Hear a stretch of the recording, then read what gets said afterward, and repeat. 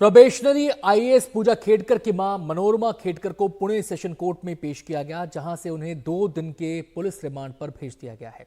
मनोरमा खेडकर पर किसान को पिस्टल दिखाकर उसे धमकाने का आरोप है। हम सीधे रुख करेंगे, हमारे संवाददाता पारस हमारे साथ जुड़ गए हैं और जानकारी देने के लिए। पारस, डिटेल्स बताएं। अनंत, ये बहुत महत्वपूर्ण सुनवाई थी आज, क्योंकि 2 दिन की पुलिस कस्टडी पहले ही मनोरमा खेडकर को इस पूरे मामले में दी गई थी, जहां पर वो पिछले साल कुछ किसानों को बंदूक के दम पे डराने की कोशिश कर रही थी। जब 2023 में यह मामला दर्ज करवाने की कोशिश की थी किसानों ने, तो उस समय पुलिस ने मामला दर्ज नहीं किया था। मगर फिर वायरल वीडियो जो है वो बहुत ज्यादा वायरल हो जाता है और उसके बाद जो पुणे पुलिस है वो पोर्ट पुलिस स्टेशन में इस मामले की एफआईआर दर्ज करवाती है और उसके बाद ये पूरा मामला आगे बढ़ता है। पहली कस्टडी जब मनोरमा खेडकर की ली गई थी, तो उस समय जो है बहुत सारी ऐसी चीजें थी जो बेहद महत्वपूर्ण थी, जिनको ढूंढना बेहद महत्वपूर्ण था और उसी के अंतर्गत जो है वो माननीय कोर्ट ने 2 दिन की पुलिस कस्टडी दी थी। जब 2 दिन की रिमांड खत्म हुई उनकी, तो आज फिर उनको पेश किया गया और जो कोर्ट के सामने जो है वो सरकारी वकील द्वारा बहुत महत्वपूर्ण चीजें जो है रखी गई हैं, क्योंकि जब ये पूरा वाकया हो रहा था तब उन्होंने ट्रिगर भी दबाया था, मगर उसमें से फायरिंग नहीं हुई, ऐसा कहना था सरकारी वकील का।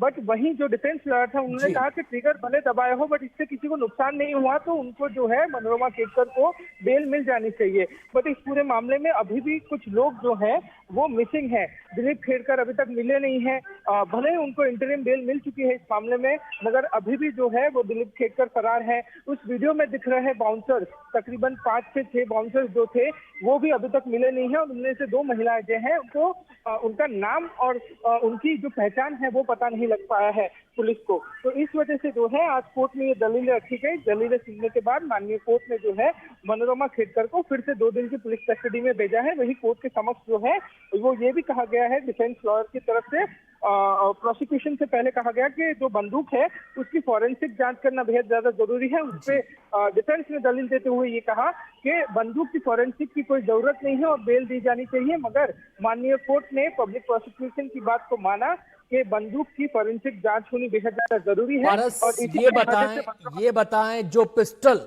मनोरमा के हाथ में है क्या वो लाइसेंसी है, और लाइसेंसी है तो ये लाइसेंस किसके नाम पर है, कब से ये पिस्टल इनके पास है, उस पिस्टल को लेकर भी क्या डिटेल्स सामने आ पाई हैं?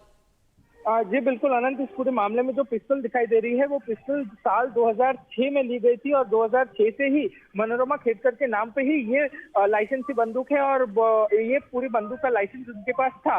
ये लाइसेंस जो है वो इसके लिए दिया गया था क्योंकि जब एप्लीकेशन की गई थी उनकी तरफ से तो अपनी सेफ्टी के लिए रखा गया था और उसी के वजह से उनको ये लाइसेंस जो है बंदूक का वो मिला था। मगर जिस तरीके से वीडियो में हम देख रहे हैं कि वो किसी को डराने के लिए इस्तेमाल कर रही हैं और इसी के अंतर्गत जो है वो एफआईआर भी दर्ज हुई थी। तो आपके सवाल के जवाब के अनुसार अनंत, उनके पास बंदूक का लाइसेंस था और वो लाइसेंसी बंदूक ही थी, मगर एफआईआर इसके लिए दर्ज हुई है कि वो बंदूक के बल पर किसानों को डराने की कोशिश कर रही थी। जी, अब इस पूरे परिवार पर अगर नजर दौड़ाते हैं पारस, तो पूजा खेडकर तमाम फर्जीवाड़े के अंदर आरोपी हैं, एफआईआर दर्ज हो चुकी है। पिताजी सवालों के दायरे में रहे हैं, उनको लेकर भी सवाल उठते रहे हैं। माताजी जो है वो हाथ में पिस्टल लेकर किसानों को धमकाती हैं, बाउंसर साथ रखती हैं।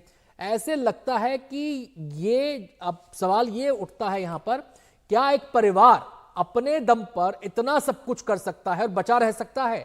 क्या कोई इनका विशेष नेक्सस तो नहीं? हालांकि ये जांच का विषय है, मगर जिस तरीके से इस पूरे मामले में सबूत सामने आ रहे हैं, जिस तरीके से पूजा खेडकर ने पहले दिन से अपने प्रमाण पत्रों में बहुत सारी चीजें छुपाई हैं, अपने पिता माता का नाम अलग बताया है, अलग अलग एप्लीकेशन की है, यूपीएससी ने कल उन पर बहुत बड़ा कदम भी उठाया है।